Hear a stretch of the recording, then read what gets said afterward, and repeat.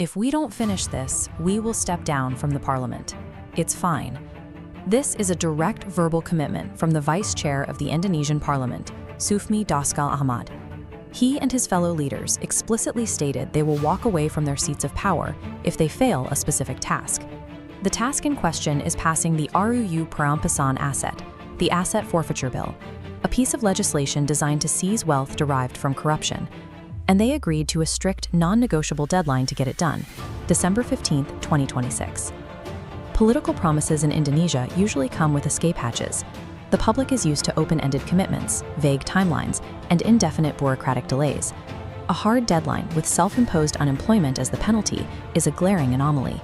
In a single afternoon, a notoriously sluggish legislative process became a ticking clock. Passing the bill is now the specific requirement for these individuals to retain their titles and offices. The pressure that forced this ultimatum originated in the streets. On August 27, 2026, a massive crowd converged outside the Parliament building in Jakarta. Demonstrators were scaling the green gates, waving flags, and holding massive banners demanding immediate action. A major driving force behind this physical mobilization was the Aliansi Masyarakat Pati Bersatu, or AMPB. They organized a targeted grassroots movement, specifically to force Parliament's hand on the asset forfeiture bill. But here is the paradox of that day. While thousands of citizens generated a deafening, chaotic pressure cooker outside the gates, the actual legislative breakthrough happened in relative quiet, deep inside the walls of the complex. The numbers in the street were necessary, but they did not secure the final deal. Real leverage materialized the moment activists managed to bypass the external barricades and carry the raw threat of the protests directly into the halls of power. The Nusantara II plenary room is designed to project authority.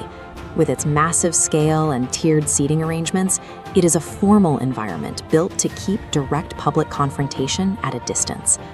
The formality of the space vanished when activist Supriyono, known as Botak, walked in. In a stark visual contrast to the suited politicians around him, Botak bypassed security barricades wearing a black t-shirt and jeans. He did not come to negotiate.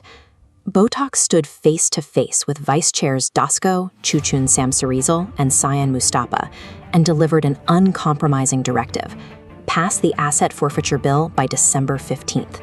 He attached a specific penalty to that demand. If the parliament misses that exact date, the entire leadership team must resign on the spot. There were no committees to refer the issue to, and no aides to deflect the question.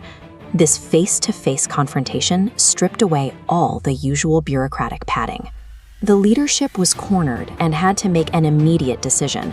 A verbal promise is easy to walk back, but this interaction resulted in an official, physical document, transitioning a dismissible soundbite into a formalized, signed agreement.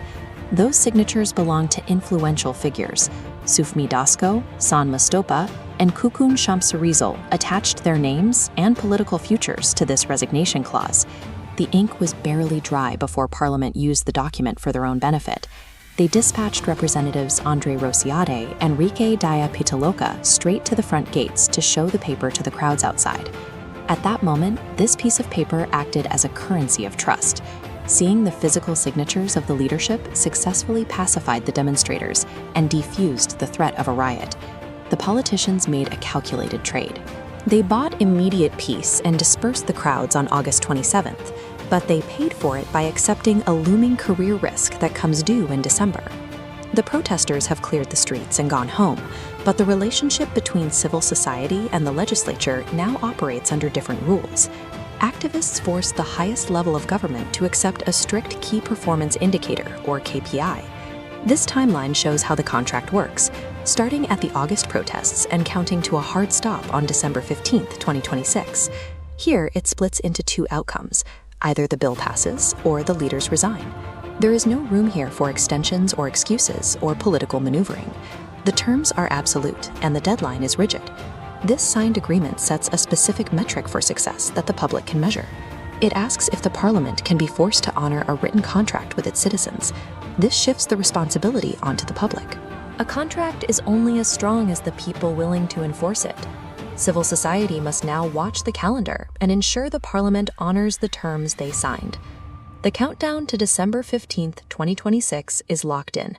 The political careers of the DPR leadership are officially ticking down, and the entire country is waiting to see who blinks first.